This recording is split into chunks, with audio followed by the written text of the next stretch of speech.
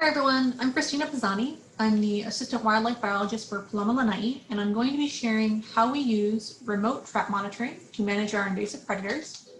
In our case, rats and cats at a landscape level, and how we do so in a more cost-effective way. But first, I just want to touch on what it means to manage at a landscape level. With landscape level predator control, instead of setting traps at a specific burrow or by a specific plant, you set your traps in a large grid. And in doing so, you offer better protection for all individuals within that grid. So these are just a few of the species we protect with our trapping. Pictured is one of our island's endemic tree snails, then Lanai halapepe, also an endemic, and the Oahu. The response to this level of trapping can be pretty dramatic. Just an example, in 2016, when we had limited trapping, we only had a 25% breeding success rate in our Oahu colony. But after we implemented landscape level trapping, over the next few years, we saw an increase in breeding success of 195%, which was an amazing and rapid response by the birds. Shown here are just two areas we trap for predators on Lanai. The area in orange is Lanai Hale, the mountain central on our island, and in yellow on the southern shore, we have the Hulapoi Manile headland. All future maps I'll be showing are going to be focused on the area in orange, Lanai Hale, which looks a lot like this. It's your typical remote and rugged Hawaiian landscape, but the cost and time it takes to reach our sites and traverse to each trap means that landscape level predator control is really expensive. To showcase this, this is a map of Lanai Hale, and in purple, you can see the known Oahu burrows in this area. And this is our landscape level rat trap grid. All these yellow dots are Good Nature A24s. For those who aren't familiar, these are CO2 powered self-resetting self-bait dispensing rat traps, and they allow us to go 6 months between trap checks. Traditional snap traps would not be feasible for us because they require weekly rebaiting, and our staff simply couldn't cover this amount of work every week. So the A24 really allowed us to manage rats at a landscape level. However, this is our cat trapping grid, all of which are live box traps or leg holds. Now, over the last few years, as our trapping program has developed and increased in scope, we started trapping in more sensitive areas under a Section 10 recovery permit from the U.S. Fish and Wildlife Service, and so daily checks were becoming necessary. Even before that, daily checks were preferable to ensure fast, humane response times to captures, including possible bycatch of endangered seabirds. So we wanted to break down how much it would cost for rebaiting just once a week and these manual daily checks. Breaking it down, we had 62 traps in these areas, and we had to consider travel time, prep time, and the time at each trap. I won't be considering vehicle maintenance and gas costs because of the variable transportation needs for each of our locations, but keep in mind, this obviously adds some cost every time we have to go to our traps. The employee hours were going to look a little something like this. You can see that the schedule was quickly filled and it wasn't going to leave a lot of free time for our staff to work on other important projects outside of trapping. It was also very expensive, at around $115,000 a year just to bait and check the traps. It just wasn't going to be practical, but we didn't want to cut back on landscape level trapping and lose the progress we had made, so we needed to look at remote monitoring options. So the first option we considered was a telemetry setup at each trap, in which case the system sends you a signal telling you whether your trap is open or closed. This was more cost-effective than daily in-person trap checks, but not having a visual can give you false positives. And so without going to your trap, you simply don't know if you actually caught anything.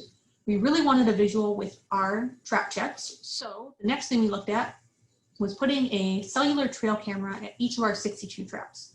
This would be expensive, but still considerably more cost-effective than daily in-person checks. The problem we had with these was that many of our traps aren't in a location that receives a reliable cell signal, if any. And so that's where we were introduced to CUDDELINK. CUDDELINK is a mesh-linked network of cameras produced by a company called CUDDELINK. In this network, CUDDELINK transmits images from remote cameras to a home image collection camera that then emails you those photos. The home camera is the only one that needs a cell plan or cell signal, and you can have up to 24 cameras on this system, which means you can have remote cameras at traps where you don't have cell service. The link distance is the distance cameras can be apart and still communicate. And it's variable with terrain. Hills, heavy foliage can all impact link distance. The farthest link distance we currently have is around 700 meters.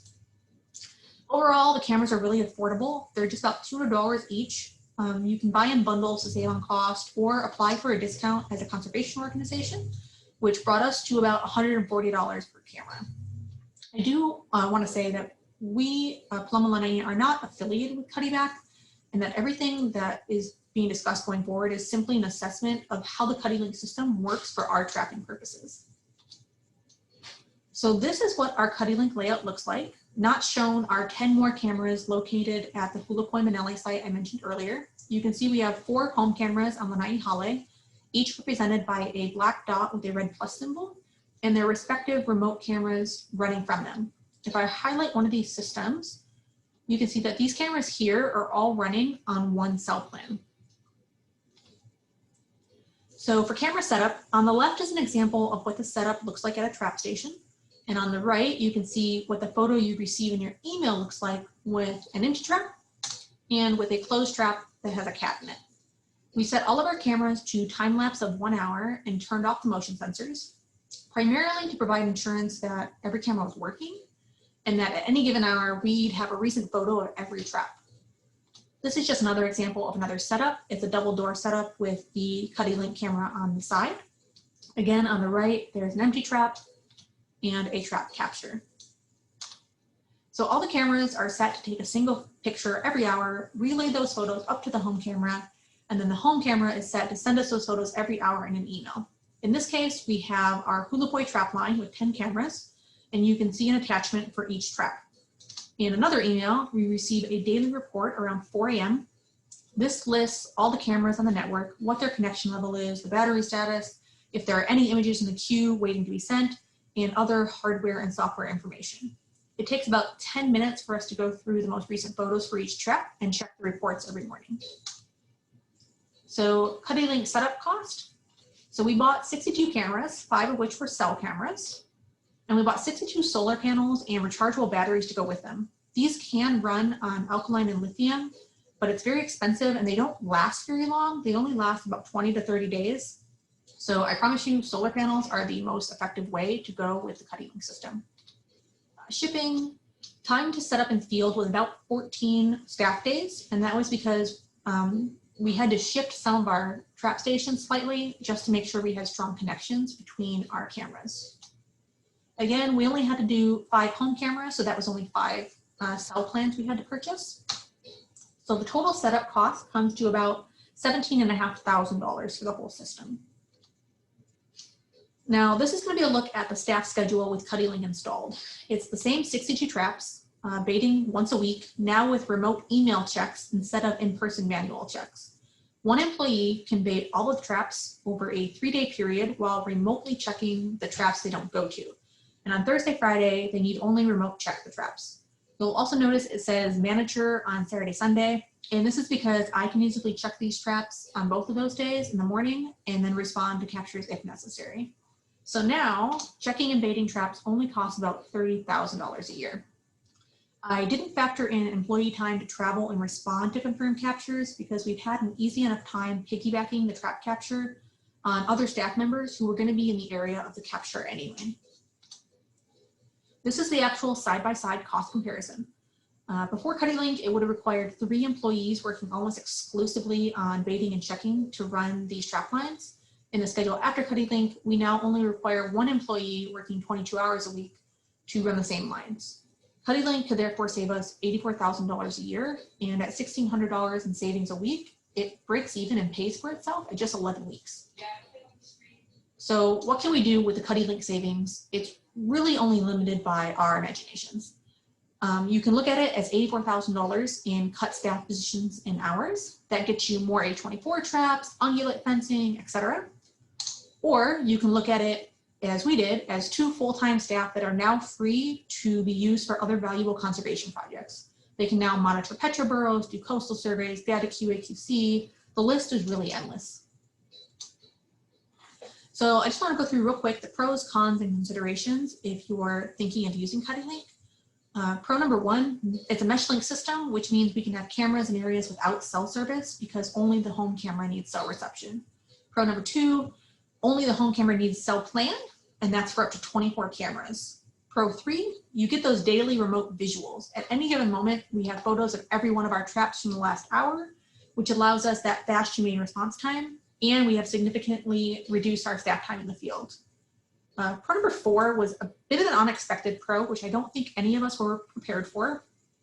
When COVID started, we had to reduce our staff significantly for a period of time, and CUDDELINK allowed us to keep a majority of our trap lines open that we would have otherwise had to close.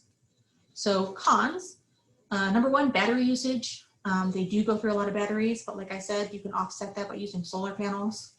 2, they're not very intuitive. They come with 3 separate manuals, and there is a really steep learning curve. Con number 3, the system works for us, but choice is always nice to have, and there simply isn't another choice when it comes to a mesh link system right now. There's no competitors currently to CUDDELINK. Considerations. Will this work for you in your project? 1, do you need or want daily checks? Is probably one of the biggest. 2, trap terrain distance, or terrain and trap distance. What terrain is your trap line set on? Keep in mind that this affects your camera's ability to connect to one another. And consideration 3 is technology and troubleshooting. I didn't include a lot of detail on it because it's hard to quantify, but I spent a lot of time troubleshooting and understanding the system. Like all technology, it comes with its own problems, and you have to consider if that's something you want to deal with. For us, it has definitely been worth it, but it's just something that all projects should consider on an individual level.